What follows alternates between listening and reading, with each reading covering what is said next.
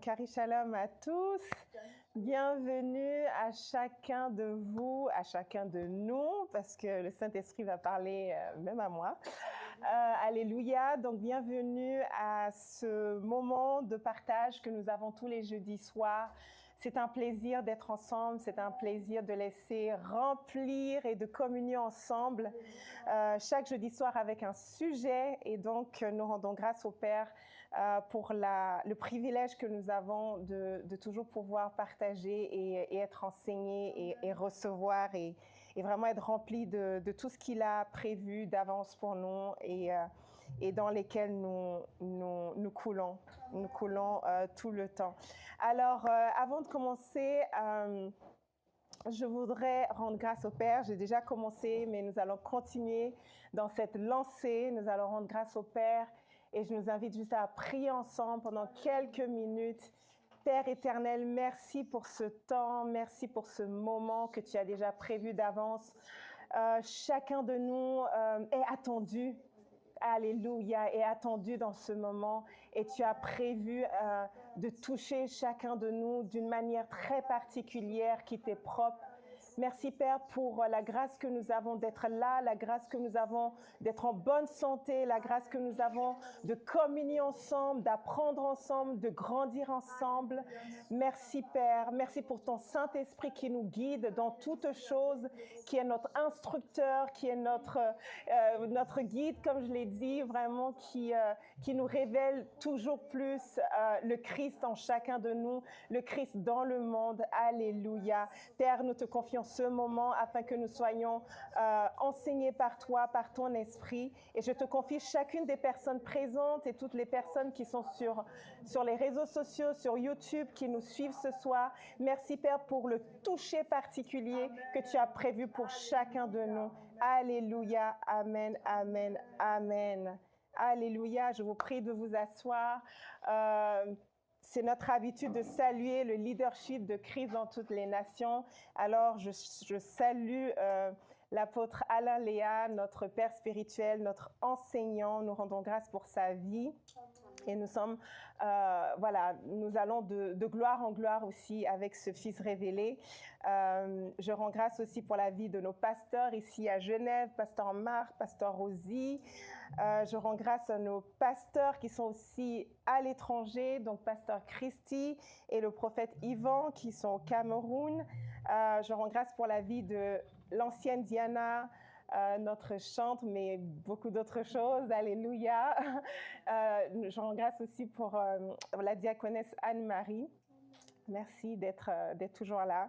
Et bien sûr aux fils et filles de Dieu qui sont avec nous ce soir, déjà en présentiel, mais également à vous tous qui nous suivez en direct. Je vous souhaite la bienvenue ce soir. Amen. Amen. Alléluia. Donc nous sommes dans Christ dans toutes les nations. Notre objectif, c'est vraiment que le Christ soit révélé en chacun de nous.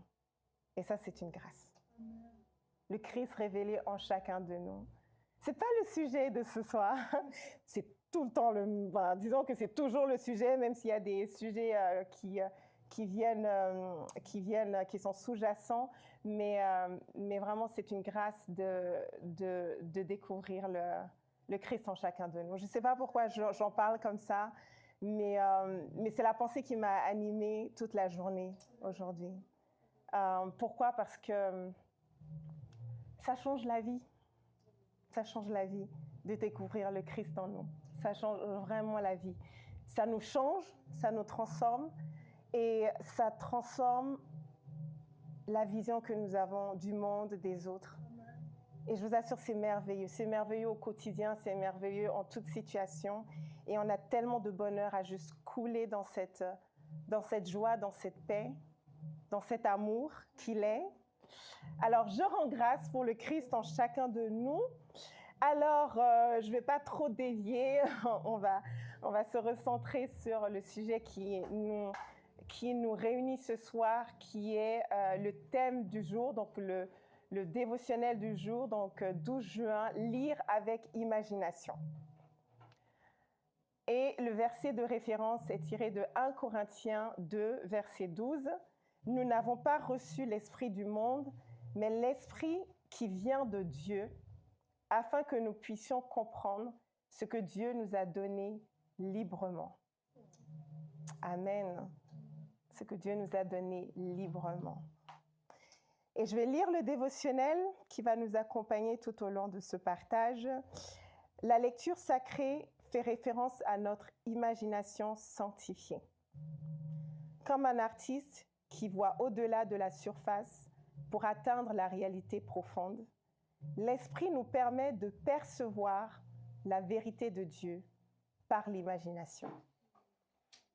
Il ne s'agit pas de fantaisie, mais d'une perception plus profonde. Le rôle de l'esprit dans la compréhension suggère que la lecture sacrée implique plus qu'une analyse rationnelle. Il faut une sainte imagination pour saisir la vérité spirituelle. L'imagination joue un rôle puissant pour nous aider à comprendre les vérités spirituelles. Tout comme la narration peut ouvrir notre esprit à des perspectives plus profondes, la lecture des textes sacrés nous invite à nous engager de manière créative et à nous connecter à ces vérités à un niveau significatif. Amen. Nous rendons grâce à Dieu pour la vie de l'apôtre Alain Léa qui nous a fait un don merveilleux à travers ce dévotionnel qui nous permet toujours de rentrer dans des vérités, dans des vérités, des réalités spirituelles qui nous impactent. Alors, lire avec imagination, lire quoi? Lire la Bible. Alléluia. Mais c'est vrai que nous sommes dans un contexte spirituel ce soir, mais je pense que nous devons toujours lire avec imagination. Que ce soit la Bible, mais que ce soit autre chose aussi. Alors oui, le contexte de ce soir, c'est un contexte spirituel, mais en traitant ce sujet, je me suis dit, mais qu'est-ce qui fait la joie parfois d'entendre des enfants parler? Ils débordent de créativité, ils débordent d'imagination. C'est juste incroyable. Et nous avons tous été comme ça. En grandissant, on perd un peu, on devient trop sérieux. Mais l'imagination, c'est parmi les plus belles inventions ou les plus beaux outils que Dieu nous a donnés en tant qu'être humain pour évoluer dans ce monde. Et le domaine spirituel n'échappe pas à ça. L'imagination est aussi importante dans notre vie quotidienne, dans tout ce que nous faisons au travail, dans la famille, dans la société. L'imagination, elle est aussi importante dans la vie spirituelle aussi. Alors, qu'est-ce que l'imagination? Nous savons tous ce que cela veut dire, mais nous sommes là pour apprendre, donc on va rappeler les bases. Qu'est-ce que l'imagination? Alors, Larousse, nous connaissons tous le dictionnaire Larousse, nous définit l'imagination comme la faculté que possède l'esprit de se représenter des images ou d'évoquer les images d'objets déjà perçus. Alors, l'imagination peut provenir de ce qu'on a déjà connu, mais elle peut aussi venir complètement, on va dire, de nulle part, comme ça. Donc, on s'imagine quelque chose, peut-être qui n'a jamais existé, qu'on n'a jamais vu, mais notre imagination a la capacité de donner une forme à cette chose, à cette vérité, à cette idée. Voilà. C'est aussi la fonction par laquelle l'esprit voit. Ça, c'est Larousse, hein, j'ai aimé. Je veux dire, parfois on lit, parce que dans le monde, on a tendance à toujours mettre tout ce qui est spirituel de côté, l'esprit de côté. Parfois, en lisant en étant dans le monde, en lisant tout ce qui se fait, les livres, etc., on a l'impression que nous sommes juste un corps. C'est vrai, on peut perdre de vue que nous sommes un esprit. Nous sommes des esprits qui vivons dans un corps. Et parfois on a tendance à oublier, parce que le monde est régi par tout ce qui est visible, donc le corps. Mais c'était intéressant de voir ici que Larousse nous définit l'imagination comme la fonction par laquelle l'esprit voit. Waouh! se représente sous une forme sensible, concrète des êtres, des choses, des situations dont il n'a pas eu une expérience directe. Alléluia. C'est aussi la capacité d'élaborer des images et des conceptions nouvelles, de trouver des solutions originales à des problèmes. Donc l'imagination, ça peut être très vaste et ça peut toucher à tous les domaines. Quand on pense à l'imagination, là tout de suite, je me dis en fait, l'imagination est dans notre âme. L'intelligence est dans notre âme. L'imagination est attachée à l'intelligence, à nos pensées. Donc l'imagination a sa place. Elle n'est pas inexistante. Elle peut ne pas être expérimentée, mais elle est là. Et nous sommes tous capables d'imaginer, de donner forme à ce que nous avons à l'intérieur. Donc l'imagination est à l'intérieur de nous. Et quelle que soit la forme qu'elle prend, cette forme est le fruit de notre capacité à voir l'invisible. Parce que sa forme, elle est abstraite. Même si elle prend forme, elle est l'existence de ce qu'elle va produire est encore à l'intérieur. Elle n'est pas encore à l'extérieur. Donc, c'est abstrait. Et un verset pour montrer justement l'imagination créatrice, c'est Exode 31, versets 2 à 5, que je vais lire. Donc ici, c'est Dieu qui parle à Moïse pour la construction du tabernacle. Et il lui dit, « Sache que j'ai choisi Betsaleel, fils d'Uri, fils de Hur, de la tribu de Juda. Je l'ai rempli de l'esprit de Dieu, de sagesse, d'intelligence et de savoir pour toutes sortes d'œuvres. Je l'ai rendu capable de faire les inventions, de travailler l'or, l'argent et l'airain, de graver les pierres à enchâsser, de travailler le bois et d'exécuter toutes sortes d'ouvrages. » Amen. Quand j'ai lu ce verset, je me suis dit, mais ouvrons les yeux et regardons autour de nous. Le sol est carrelé. Les murs sont peints en bleu. Les fenêtres, les chaises, les tables. À un moment donné, il y a un homme qui a imaginé toutes ces choses et leur a donné une forme. Alors oui, il y en a qui copient. Je ne parle pas de ceux qui font ce que les autres ont fait. Je parle de ceux qui ont fait quelque chose pour la première fois. Pour la toute première fois. Quel est l'inventeur de la chaise qui a su que nous avons besoin de nous asseoir quelque part et que ça devait avoir 4 pieds. Enfin, on voit des tabourets, des choses comme ça sur lesquelles on peut s'asseoir, mais il y a un homme un jour qui a imaginé une chaise et qui lui a donné forme. Et cette chaise est née dans son imagination. Donc, Dieu lui a donné la capacité, Dieu lui a donné l'imagination qu'il fallait pour donner vie à une chaise qui a d'abord préexisté dans sa pensée. Amen. Et tout ce qui nous entoure est le fruit de l'imagination d'un homme qui, même s'il ne connaissait pas Dieu, a expérimenté l'imagination que Dieu lui avait donnée. Alors imaginez-vous quand vous connaissez Dieu, vous exultez de joie parce que vous prenez conscience qu'il n'y a rien, que vous ne pouvez rien faire sans lui en fait. Il est l'auteur de toutes choses qui se situent en nous et que nous pouvons utiliser pour sa grâce, pour sa gloire, pardon.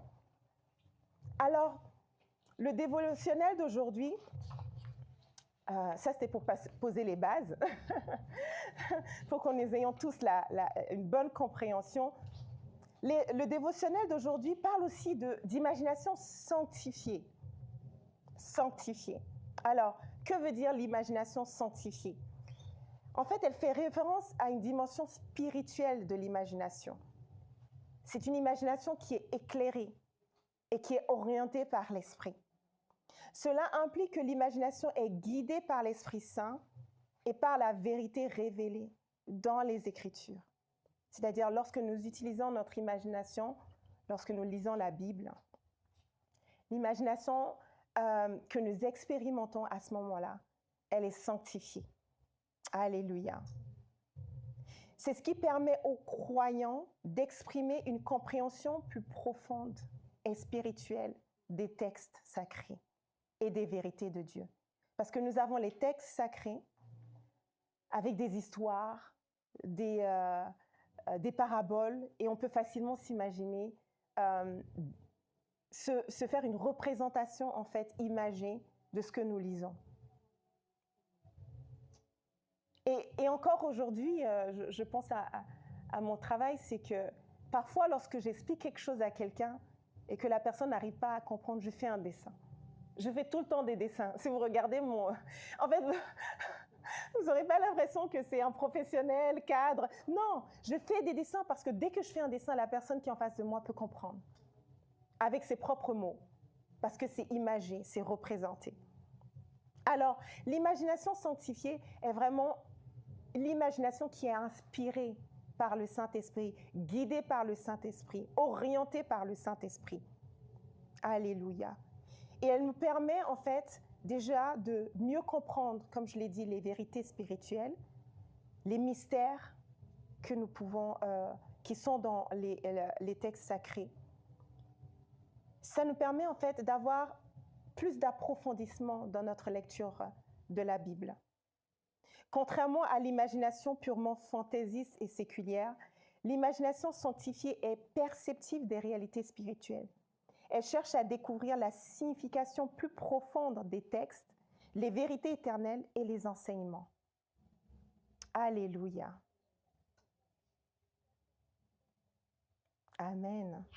Alors nous allons voir le rôle, et je pense qu'on l'a déjà compris, nous allons voir le rôle de l'Esprit Saint dans la compréhension des Écritures. Là, on se resitue dans le contexte d'aujourd'hui, qui est vraiment l'imagination, lire, le thème d'aujourd'hui qui est lire avec imagination. Alors, dans 1 Corinthiens, chapitre 2, verset 12, l'apôtre Paul nous dit ceci. « Or, nous n'avons pas reçu l'esprit du monde, mais l'esprit qui vient de Dieu, afin que nous connaissions les choses que Dieu nous a données par sa grâce. » Amen. Or, nous n'avons pas reçu l'esprit du monde, mais l'esprit qui vient de Dieu, afin que nous connaissions les choses que Dieu nous a données par sa grâce. Alléluia. Donc Dieu nous a équipés. Il nous a équipés. Il ne nous manque absolument rien du tout. C'est juste incroyable. Il ne nous manque absolument rien du tout. Souvent, on est tout le temps dans cette idée de manque, de manque, de manque. Parce que nous sommes focalisés sur ce qui est à l'extérieur de nous. J'ai pas. Mais Dieu a fait mieux que ça. Il nous a donné la capacité de donner vie à ce qui n'est pas encore. C'est une capacité incroyable. J'ai donné l'exemple du créateur de la chaise. La chaise n'existait pas.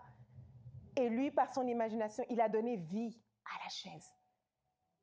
Dieu a fait mieux que juste donner une chaise. Dieu nous a donné la capacité à créer ce qui n'existe pas. Donc, il nous a équipés pour que nous connaissions les choses qu'il nous a déjà données. Donc, Dieu qui connaît toutes choses en avance, Dieu qui est omniscient, omnipotent, omniprésent, il a mis une imagination bien particulière, parce qu'il fait, c'est vrai qu'il fait, je ne sais pas si je peux dire ça comme ça, mais en fait, nous sommes uniques, n'est-ce pas? Et parce que nous sommes uniques, et on va le voir plus tard, je pense que la manière que j'ai d'imaginer les choses n'est pas forcément la même manière que l'ancienne Diana, la diaconesse, le frère, le fils de Dieu Jonas. On va voir, on va entendre quelque chose, mais la manière dont on va se l'imaginer sera totalement différente. Ça, c'est la sagesse infinie de Dieu qui fait les choses dans une telle pluralité, mais unicité en même temps. Pluriel, mais unique, parce que ça vient de lui, en fait. Alléluia. Alléluia. Il est bon. Il est bon, notre papa. Alors, lorsque nous lisons la Bible, l'erreur à ne pas faire, c'est de laisser notre imagination de côté. L'apôtre Alain Léa dit souvent, ramenez votre intelligence ou votre cerveau, merci ancienne, avec vous au culte, quel que soit l'endroit où vous allez. Mais c'est pareil pour l'imagination, en fait, parce que l'imagination est dans le cerveau. Hein. Ça vient de là, c'est dans cette zone, en fait, que nous avons souvent l'impression que c'est là, mais c'est vraiment dans cette zone qu'il y a nos pensées, l'imagination, l'intelligence, tout, etc. Et donc, lorsqu'on lit la Bible, nous devons lire ces textes sacrés comme des enfants qui lisent une histoire. Nous devons être ouverts à toute forme de révélation. Et il n'y a pas de révélation qui soit trop grande, trop bête. Non, il faut juste laisser l'Esprit de Dieu nous conduire. Parce que comme on l'a vu ici, nous avons reçu l'Esprit qui vient de Dieu. Alléluia. L'Esprit qui vient de Dieu, son Esprit. C'est-à-dire que Dieu, qui un jour a créé l'homme avec son imagination, il a imaginé l'homme, la tête, les bras, les membres, avec une telle excellence, une telle perfection. C'est avec son esprit qu'il a travaillé. Cet esprit nous l'a donné pour qu'on puisse faire de même. C'est-à-dire que lui, il a créé l'univers et tout ce que l'univers contient. Et il nous a donné à nous, les hommes, la capacité de continuer son œuvre ici sur Terre. Et d'être d'aussi bons créateurs, ingénieux, excellents. Trouvez tous les superlatifs ou je ne sais pas quoi, là, adjectifs qui vont avec. Pour que nous puissions expérimenter ce qu'il a prévu d'avance pour nous, en fait. Il n'a pas créé des hommes qui soient différents de lui. Je ne parle pas de l'essence, attention. Je ne dis pas que nous sommes de la même essence que Dieu. Mais ses énergies sont en nous. Et il nous a donné toutes ces capacités pour créer, imaginer, puis créer, donner vie à ce qui prend naissance dans nos pensées. Ce qui est juste merveilleux. Alléluia.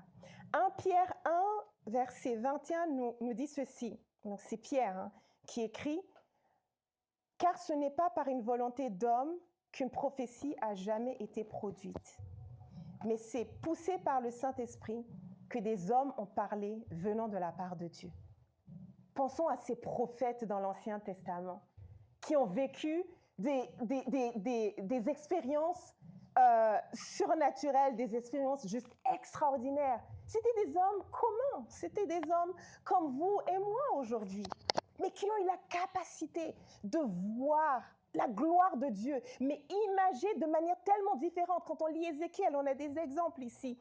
Quand on lit Ésaïe 6, versets 1 à 8, peut-être qu'on peut le lire, on ne va pas tous les lire, mais je ne sais pas si on a le micro, fils de Dieu. Pardon, je disparais de... Voilà, quelqu'un veut lire? Ésaïe, alors je vais redonner, je suis de retour. Ésaïe 6, versets 1 à 8.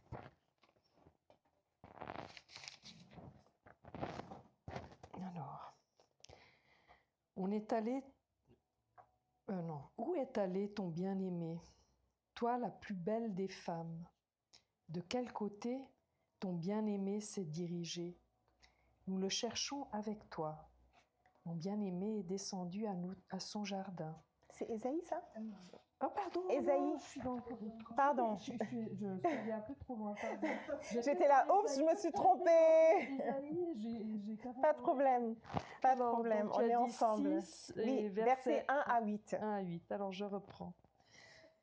L'année de la mort du roi Osias, j'ai vu le Seigneur assis sur un trône très élevé.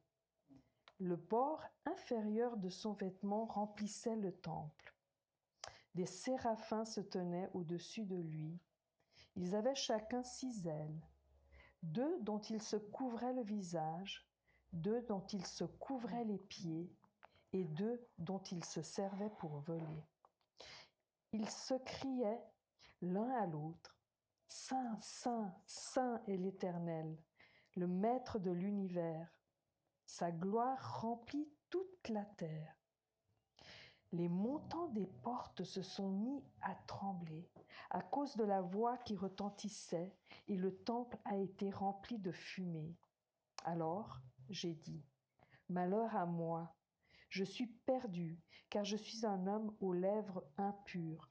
J'habite au milieu d'un peuple aux lèvres impures, et mes yeux ont vu le roi, l'Éternel, le Maître de l'univers. Cependant, Amen. On peut s'arrêter. Voilà. Ouais, c'est tout bon. Merci beaucoup, diaconesse Anne-Marie. Waouh! Vous imaginez ce qu'il a expérimenté, Ésaïe? Si on ferme les yeux et qu'on laisse notre imagination prendre le contrôle, on peut imaginer cette scène et on va se l'imaginer avec toute la gloire et toute la puissance et toute la beauté et l'amour que représente notre Seigneur, en fait. Il a une vision de la sainteté de Dieu, saint, saint, saint, entouré des séraphins. Vous imaginez dans quel état il a dû se trouver? En fait, il a tellement été impacté par cette vision qu'il a dit, mais mon Dieu, je ne mérite pas d'avoir cette vision. Il a voulu se disqualifier, mais non, Dieu l'a choisi. Dieu l'a choisi pour lui révéler cela. Et la forme qui est décrite dans la Bible, c'est ce que son imagination aussi a donné comme résultat. Si on prend l'exemple d'Ézéchiel, Ézéchiel aussi a une vision du trône de Dieu et des créatures vivantes. Mais il a une description totalement différente. Cela ne veut pas dire que sa description, elle est fausse. C'est l'angle que Dieu a voulu lui montrer, tout simplement. Et grâce à son imagination, il a pu mettre des mots sur ce que tout cela a donné comme résultat. La vallée des ossements desséchés. Vous imaginez quand il a eu cette vision, les ossements desséchés, Dieu qui lui parle, qui lui dit, allez, prophétise, prophétise. Je me dis, mais c'est juste merveilleux en fait. C'est-à-dire que nous avons le privilège aujourd'hui de lire ces histoires, ces prophéties, ces expériences spirituelles. Mais déjà, eux, ils l'ont vécu. Et aujourd'hui, nous pouvons lire, imaginer ce qu'ils ont vu grâce aux descriptions qu'on a dans la Bible. Mais ça ne s'arrête pas là. C'est que nous aussi, nous sommes capables d'avoir les mêmes expériences. Parce que le Christ vit en nous aujourd'hui. Ici, c'est direct en fait. Il n'y a plus de peut-être. Nous sommes tous appelés à connaître, à découvrir. C'est pour ça que j'ai commencé en disant Christ dans toutes les nations, révélation de notre identité christique. Pourquoi? Parce qu'en fait, avant, c'est comme si ça venait d'ailleurs, mais aujourd'hui, tout est en nous. L'auteur est en nous. L'auteur est en nous, le donateur est en nous par son esprit. Nous avons été inclus dans la vie du Fils. Alléluia, pour justement ne plus douter de ce que nous pourrions expérimenter ou pas. En fait, c'est là, nous sommes appelés à expérimenter cela. Amen. Dieu est merveilleux. Et il y a d'autres exemples dans la Bible de ceux qui ont décrit en fait des expériences qu'ils ont vécues. Mais ces expériences ne sont pas détachées de l'imagination. Elles vont de pair. C'est l'imagination qui a donné vie. Comme je l'ai dit, l'idée de la chaise qui devient chaise, c'est l'imagination qui a donné vie aux écrits, à la forme qu'ils nous ont, par laquelle ils ont pu décrire ce qu'ils ont vécu. Jean dans Apocalypse, vous avez déjà lu le livre, voilà, c'est rempli de descriptions tellement détaillées qu'on s'est dit, mais waouh, il a vu tous ces détails. Dieu est merveilleux, il ne nous cache rien. Quand il dit « celui qui me cherche me trouve », c'est vraiment vrai. C'est vraiment vrai. Celui qui le cherche le trouve. Je vous assure, si vous cherchez Dieu, ne vous arrêtez pas. Il se laisse trouver par ceux qui le cherchent. Et pas comme ça, de manière vraiment extraordinaire. Alors cela implique que lorsque nous lisons la Bible, nous devons demander l'illumination de l'Esprit Saint afin d'accéder aux profondeurs de ces vérités. L'Esprit Saint nous aide dans cette quête. L'Esprit Saint nous aide à expérimenter ce qui a déjà été mis à notre disposition. L'Esprit Saint est le révélateur de toutes choses. C'est la lumière divine qui vient éclairer ce qui est déjà là, mais qu'on peut ignorer en fait. Nous avons vraiment besoin du Saint-Esprit. Et je me suis rappelée de Joël 3:1, où on lit la promesse qui a été donnée. Dieu, il est vraiment merveilleux. Je me balade un tout petit peu. Hein. Mais Joël 3:1 nous dit, après cela, je répandrai mon esprit sur toute chair. Sur toute chair, pas quelques, toute chair. Et vos fils et vos filles prophétiseront. Vos vieillards auront des songes et vos jeunes gens des visions. L'imagination est dans tout ce que je viens de lire ici. La vision se nourrit de notre imagination. Nous n'aurons pas les mêmes visions. Alors, gloire à Dieu, on peut avoir les mêmes visions.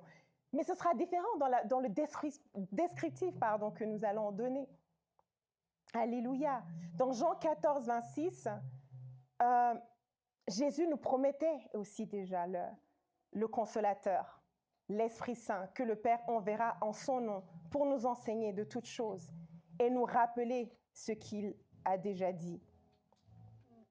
Et dans Acte 2, on voit l'accomplissement de cette prophétie.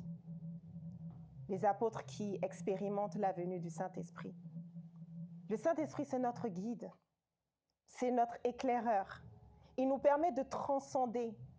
Plutôt que d'avoir une lecture très littérale, académique, genre je lis une histoire, ok, il a fait et puis ciao, c'est terminé. Non, il nous fait transcender lorsqu'il s'agit des textes sacrés. Et je vous assure, je vous assure, là on parle des textes sacrés, mais lorsqu'on lit même d'autres livres, parfois on a la capacité d'avoir une compréhension qui nous impacte tellement et on comprend, c'est-à-dire qu'il y a l'imagination, mais il y a aussi le ressenti qui va avec et qui nous impacte et mais ce livre, j'ai tellement aimé ce livre. Pourquoi tu as aimé ce livre? Il s'est passé quelque chose en toi. Si tu avais eu une lecture littérale, la lecture littérale, elle est sans, on va dire, conséquence. Mais une vraie lecture inspirée du Saint-Esprit, elle te fait voyager. Elle te fait transcender. C'est comme si tu étais capable d'aller dans le cœur de celui qui a écrit le livre. Tu rentres dans son cœur. Tu rentres dedans. Tu te nourris même de ce qu'il a emmené à exprimer certaines choses. Et c'est pareil pour la Bible. Tu lis la Bible, tu ressens, tu imagines. Tu es tellement convaincu que tu te dis, c'est moi, c'est moi, c'est moi, c'est moi. Alors que c'est une histoire. C'est pas que nous sommes fous ou bêtes. C'est pour ça qu'on dit souvent que la foi est une folie. Vous voyez, des chrétiens, ils sont faux. Non, c'est pas ça. C'est qu'on a conscience que ces textes ont été écrits, laissés pour une raison. C'est pour nous montrer tout ce qui est possible. C'était possible à ces personnes qui ont expérimenté la gloire de Dieu, mais ça l'est encore plus pour nous aujourd'hui. Par le Christ, dans le Saint-Esprit. Alléluia! Amen. Wow, il n'y avait pas de lumière. Ça veut dire qu'on était tellement bien qu'on ne s'est pas rendu compte que la lumière n'était pas allumée. Merci, Fils de Dieu. Alléluia. Donc, par la lumière divine, notre imagination peut être sanctifiée et élevée, nous donnant la capacité de percevoir non seulement le sens textuel, mais aussi les applications spirituelles, la pratique, qu'une lecture superficielle, pourrait nous faire manquer, mais totalement. Cela nous invite à voir les Écritures comme vivantes. Vivantes, elles vivent, pleines de promesses, de défis et d'appels à l'action. Vous imaginez, souvent, pendant longtemps, ma Bible, elle est restée dans ma bibliothèque poussiéreuse, mais poussiéreuse. Et pourtant, elle vit. Elle vit pourquoi? Parce que l'Esprit lui donne vie. L'Esprit lui donne vie, en fait. L'Esprit donne vie à ses écrits qui ont été inspirés par l'Esprit.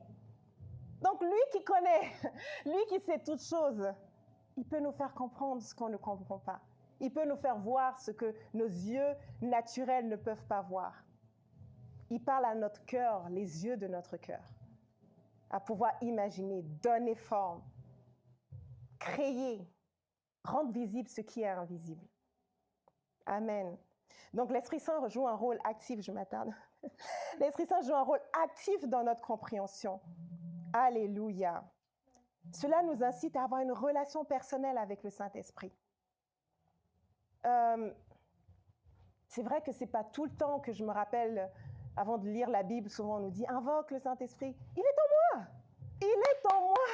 En fait, c'est la conscience, c'est notre conscience qui doit être renouvelée lorsque nous faisons les choses. Il ne faut pas que ça devienne des formules magiques.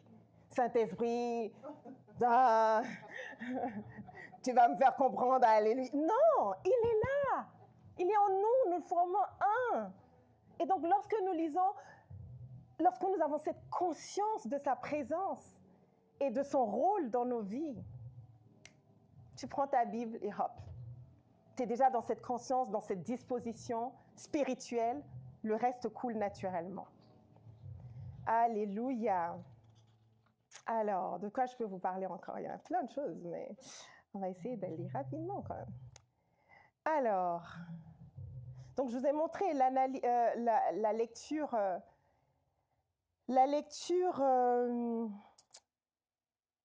Attendez. La lecture littérale, ouais. La lecture littérale de la Bible se concentre sur le sens immédiat des mots. Immédiat. Et le contexte historique, c'est comme lire un livre d'histoire. Napoléon, qu'est-ce qu'il a fait? Le roi Guézo, Bénin, qu'est-ce qu'il a fait? Qu'est-ce qu'il a expérimenté? Donc, il nous donne une compréhension très basique et très contextuelle, en fait, de ce que nous lisons. Bien que cela soit important, donc c'est important, nous ne sommes pas en train de dire qu'il faut ignorer cela, bien que cela soit important pour la compréhension de base, cela peut souvent limiter notre perception. Alléluia. Attends, je suis en train de... limiter notre perception des profondeurs spirituelles. À l'inverse, la lecture spirituelle guidée par l'Esprit cherche à découvrir les métaphores, comprendre les métaphores, les leçons morales, cette histoire, cette parabole. Quel est l'enseignement que je dois en tirer? Comment puis-je l'appliquer dans ma vie? Et parfois, en visualisant les choses, nous les gardons plus longtemps, en fait, parce que nous leur donnons vie dans notre imagination. Alléluia. Donc, l'approche spirituelle permet de saisir le sens caché et de découvrir les vérités intemporelles qui transcendent la culture et le temps. Amen. Alléluia. Jésus, parlons un peu de Jésus-Christ. C'est beau parce que Jésus nous a laissé avec... il utilisait tout le temps des paraboles. Et je pense qu'il y a un verset, pardon, je ne me rappelle pas du verset, mais on lui dit, pourquoi tu utilises des paraboles tout le temps? Même les apôtres, je pense que c'était les disciples à l'époque, qui lui ont demandé, mais pourquoi tu utilises des paraboles? Mais c'est à travers les... En fait, les paraboles sont une manière, en fait, d'imager, en fait, la vérité spirituelle qu'il souhaite communiquer. Et la parabole engage l'auditeur à imaginer, croire et espérer. Je peux te lire tout un texte pendant des heures. Tu vas garder 10% à peu près. Je te peins une image, je te raconte une histoire qui va prendre moins de temps. Tu vas garder cette image. Tu vas garder cette image. Alors Jésus utilisait beaucoup de paraboles. Dans Jean 11:40, Jésus dit, ne t'ai-je pas dit que si tu crois, tu verras la gloire de Dieu? Tu verras la gloire de Dieu. Vous vous rappelez de nos prophètes là, qui ont vu la gloire de Dieu? Le rôle en fait, le rôle que l'imagination a joué dans le descriptif qu'ils ont donné. Si tu crois, tu verras la gloire de Dieu. En fait, je me suis rendu compte que l'imagination est attachée à la foi en fait. Si tu crois, tu verras la gloire de Dieu. Si tu crois, tu vas voir. Si tu crois, tu vas voir. Alléluia. Il y a plusieurs exemples de paraboles. La parabole du semeur. Et Jésus utilisait beaucoup de Dans plusieurs paraboles, on retrouve la graine, la semence. Mais celui auquel je fais référence, c'est Matthieu 13, du verset 1 à 23, où Jésus utilise des images vraiment très simples de la culture agricole pour partager des vérités spirituelles aux hommes, afin qu'ils comprennent et qu'ils saisissent. Nous avons aussi la parabole du fils prodigue. Ça, c'est merveilleux, on connaît. Luc 15, versets 11 à 32. Cette parabole, en fait, m'a tellement touchée. Et c'est quelque chose que je garde tout le temps, en fait. Parce que c'est vraiment l'expression de la grâce de Dieu, de la bonté de Dieu, de l'amour de Dieu. Cette parabole, on peut l'emporter où on veut, en fait. C'est vraiment ce Dieu qui est amour, en fait, et qui ne regarde pas nos péchés, ne regarde pas ce que nous faisons. Bref. Et donc, c'est ce que je disais à l'instant, on ne peut pas séparer la foi de l'imagination. La foi, c'est le moteur de l'imagination. La foi, c'est véritablement le moteur. En tout cas, pour moi, et je vous le communique, la foi est le moteur de l'imagination. Imaginez-vous, vous croyez en rien et vous lisez la Bible. Vous allez comprendre quelque chose? Pas grand-chose.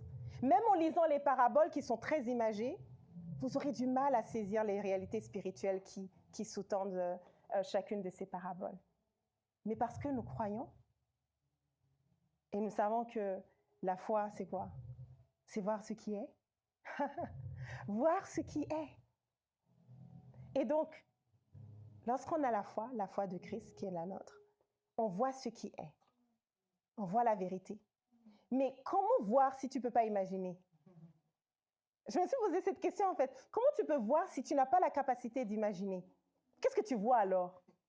Tu vois quoi? Des sensations, Ça risque d'être très émotionnel, trop émotionnel en fait. Mais ce n'est pas des émotions. La foi, le fait de voir ce qui est Christ n'est pas une émotion, n'est-ce pas? Bon.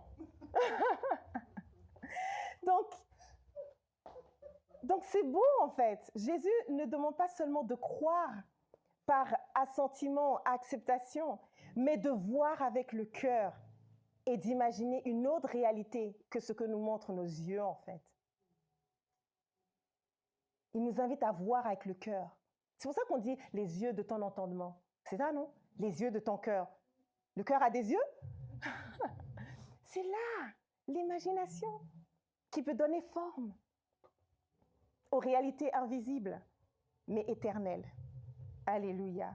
Dans Marc 9, 23, Jésus dit, « Si tu peux, tout est possible à celui qui croit. » Tout est connecté ici. Tout est possible à celui qui croit. Celui qui ne croit pas qu'il est capable de faire quelque chose, il aura du mal à s'imaginer l'accomplir.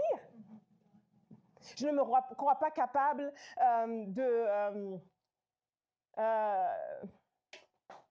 je ne me crois pas capable, je ne sais pas moi, de faire du ski. Voilà, le ski, ça fait peur, on descend, on monte, anyway. Mais celui qui croit, il va s'imaginer descendre les pistes de ski, il va se voir faire des slaloms, et ça va l'impacter, ça va lui donner du courage, parce qu'il s'est déjà vu le faire, il s'est déjà vu l'accomplir. Vous voyez? La foi, c'est voir ce qui est, et ce qui est, c'est Christ. Et Christ est tout pour nous. Christ est notre capacité de faire les choses. Christ, c'est notre assurance de réussir toutes choses. Je puis tout par celui qui me fortifie. Amen. Et ça passe aussi dans l'imagination, de donner vie à ce qui est déjà là. Le verset d'ouverture nous dit quoi? Est-ce qu'il nous a déjà donné? Il nous a donné son esprit pour comprendre tout ce qu'il nous a déjà donné. Amen. Alléluia. Et je me suis dit, la foi, c'est voir ce qui est, et ce qui est, c'est Christ. Enfin, c'est Christ qui est. Il est le chemin, la vérité et la vie. Et je me suis dit, mais si tu t'arrêtes là, tu vas peut-être imaginer un homme barbu et tu vas dire, je vois ce qui est, j'ai vu Christ, il est barbu. Non! Mais en fait, ça fait rire, mais c'est vrai. Il est tout en nous, en fait. Il est tout ce que nous sommes, et tout ce que nous pensons, et tout ce que nous faisons. Il est la source éternelle de tout ce qui est bon, de tout ce qui est merveilleux, de tout ce qui est excellent. Alléluia. Amen. Je vais activer un peu. Combien de temps il nous reste? Ouais, j'ai presque fini.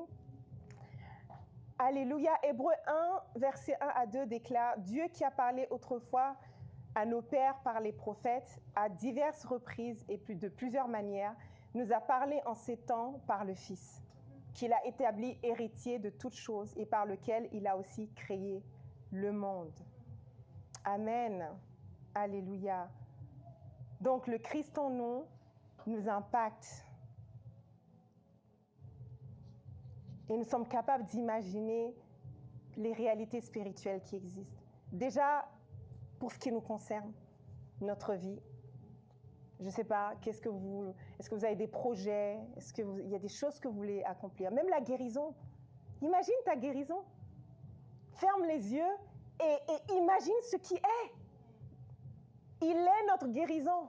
Christ est notre guérison. Ce n'est pas un mensonge, c'est la vérité de ce qu'il a accompli il y a plus de 2000 ans pour que nous puissions expérimenter sa gloire. Christ en nous, c'est l'espérance de la gloire. Donc, imagine, ferme les yeux et contemple. Je sais comment j'allais appeler ça. L'imagination contemplative. Imagination contemplative. Je ne sais pas si ça existe, hein, mais voilà. Mais vraiment contempler les vérités spirituelles. Qu'est-ce que Christ a dit? Je ne sais pas par quelle situation vous passez dans votre vie. Je ne connais pas tous vos challenges, mais Dieu les connaît et son esprit habite en nous. Et donc, on peut fermer les yeux et contempler la vérité de Dieu dans notre vie par rapport à nos challenges, par rapport à nos situations, par rapport à ce qu'on veut voir venir. Moi, j'ai des challenges à voir. Voilà, c'est peut-être l'âge, hein. Mais je vous assure, je voyais tellement flou, j'ai pris des lunettes. Et là, je n'utilise pas mes lunettes. Alors, mon ophtalmo, il ne va pas être content. Il va me dire, non, attention. Mais moi, je suis animée d'autre chose. Je crois. Et je vois bien, je lis sans mes lunettes. Parce que je m'accroche à cette vérité qui est. Et je vois et je contemple cette vérité dans mon corps, dans mes organes, dans tout ce qui m'a donné, en fait. Et dans les challenges que j'ai dans la vie, c'est pareil. Je me vois réussir. Et je sais que peut-être, oui, il y aura des challenges, des difficultés, mais je vois le bout du chemin et je dis, OK, je connais le résultat final. Allez, on s'accroche. Et c'est comme ça qu'il est tout le temps avec nous. Je me suis imaginé cette journée, et je vais finir par là. Je me suis imaginé cette journée le dimanche. Et le dimanche, je me suis dit, ma semaine va être compliquée. À plusieurs niveaux. Je me suis dit, ma semaine va être vraiment compliquée. Et Christelle, avant de découvrir son identité christique, j'aurais stressé pour tout. En fait, j'aurais commencé cette semaine dans un état complètement pitoyable. Parce que j'aurais anticipé tout ce qui va déraper, tout ce qui ne va pas aller. Je l'anticipe et je le vis, du coup, pour vous dire à quel point nos pensées sont puissantes. Mais je me suis dit, non, j'ai imaginé le contraire. J'ai fermé les yeux, je me suis dit, tout ira bien. Je me suis vue, j'ai donné forme à cette vérité et je me suis juste vue passer par cette semaine, vivre cette semaine, participer à tout ce que le Père a prévu pour moi, juste dans sa grâce, dans sa joie, dans sa paix. Et quand la difficulté venait, son esprit était là pour me guider, à prendre la bonne décision, à dire les choses comme il faut. Et c'est ça, en fait. Donc, on va conclure. Il ne faut pas dormir. Hein. Je fais comme Pasteur Rosie, là. Coucou, Pasteur Rosie. Alors,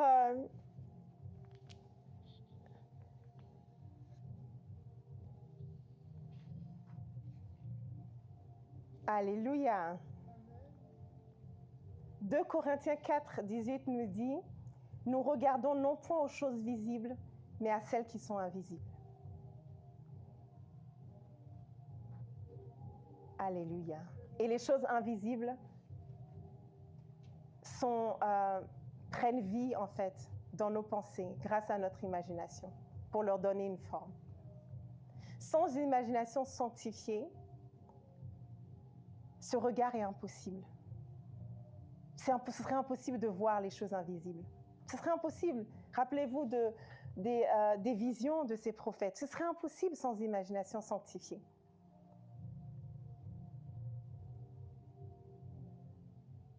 Comment pourrions-nous, et c'est une question que je me suis posée, comment pourrions-nous contempler l'invisible sans faculté spirituelle de représentation, sans capacité spirituelle de représentation? Et cela est rendu possible par l'Esprit Saint, qui nous rend capables de voir les choses spirituelles et de leur donner une forme. Amen. Alors, je nous invite, on a terminé. Alors, je nous invite tous, on s'est beaucoup baladé dans les écrits, mais c'était vraiment pour nous exhorter à continuer à imaginer, à utiliser notre imagination, parce que le Saint-Esprit est en nous. Et avec cette assurance, cette compréhension, cette prise de conscience, nous sommes capables de vivre les réalités spirituelles dans nos vies, dans notre corps, dans tout ce qui nous concerne en fait.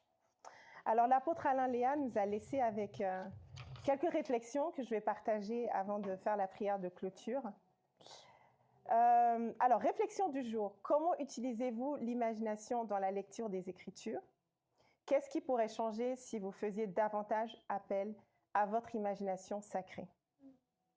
Et mise en pratique, lisez un passage aujourd'hui. Bon, c'est le soir, mais vous pouvez toujours lire. Lisez un passage aujourd'hui en utilisant tous vos sens. Imaginez les images, les sons, les odeurs et les sentiments impliqués. Amen, alléluia. Je vous prie de vous lever pour la prière finale. Merci beaucoup pour votre attention. Esprit Saint, réveille mon imagination spirituelle. Aide-moi à voir au-delà de la surface de l'Écriture pour atteindre une réalité plus profonde. Que mon imagination soit au service de la compréhension. Amen, amen, alléluia. Alors, merci beaucoup de nous avoir suivis. Je vais faire quelques petites annonces avant de vous quitter. Alors, dès demain, vendredi, nous avons, pour ceux qui nous suivent sur Telegram, nous aurons les enseignements de Pasteur Christelle et samedi de Prophète Yvan, c'est à 6h30. Amen. Et puis, nous nous réunissons dimanche ici dans notre salle à Route de Champs 624. Je vous rappelle l'heure, c'est midi. Dès midi, la salle est accessible et le culte commence vers 12h45. Donc, vous êtes tous invités, rejoignez-nous pour que nous puissions communier ensemble. Et ce sera Pasteur Marc qui va nous entretenir toujours sur le même sujet. Je vous embrasse, merci beaucoup. Belle soirée.